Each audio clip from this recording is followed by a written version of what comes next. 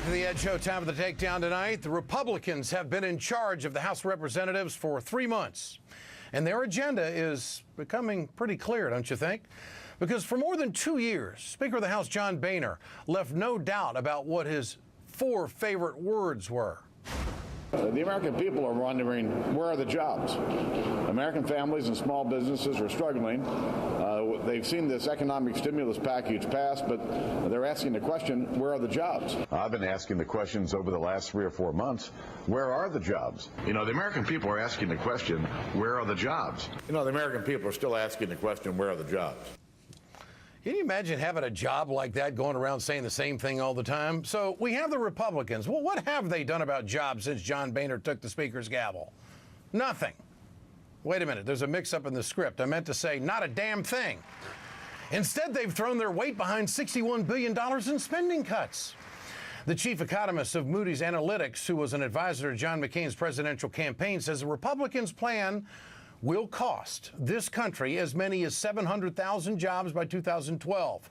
But apparently that job loss doesn't bother the guy who likes to play golf all the time. If some of those jobs are lost in this, so be it. We're broke. We're broke. So Boehner isn't looking for ways to create jobs, but he's also not worried about losing jobs. So what exactly is the Speaker doing about jobs? Well, an article at rawstory.com accurately outlined that the top 6 legislative goals of the Republican House of Representatives, here it is. Let's see how many of them have anything to do with jobs. Number 1, curtailing abortion rights.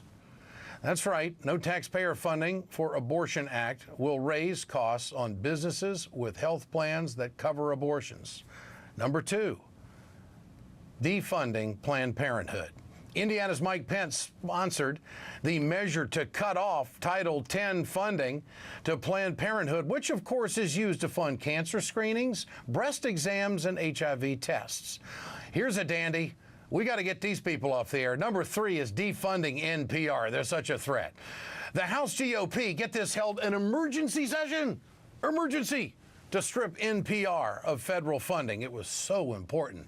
Number 4, investigating American Muslims. This is a huge problem. Just ask Congressman Peter King in New York. He held hearings about Muslim extremism, where interrogating U.S. Muslims about their loyalties. It was likened to questioning Nazis and the KKK. Number 5, declaring English as America's official language. That one is, of course, courtesy of James Inhofe of Oklahoma, who sponsored the English Language Unity Act. And number 6, reaffirming the "In God We Trust" motto. Congressman Randy Forbes of Virginia wants those words displayed on public buildings, including schools. And you know what all 6 of these legislative items have in common? Just like the symbolic vote to repeal health care, none of them have much of a chance in the Senate, and all of them face the president's veto.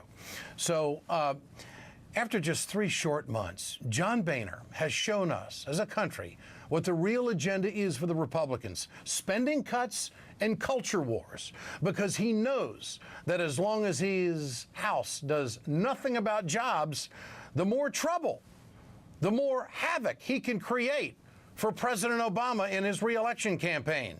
I have a question for you, Speaker Boehner, and it's not where are the jobs, it's where's your integrity, buddy?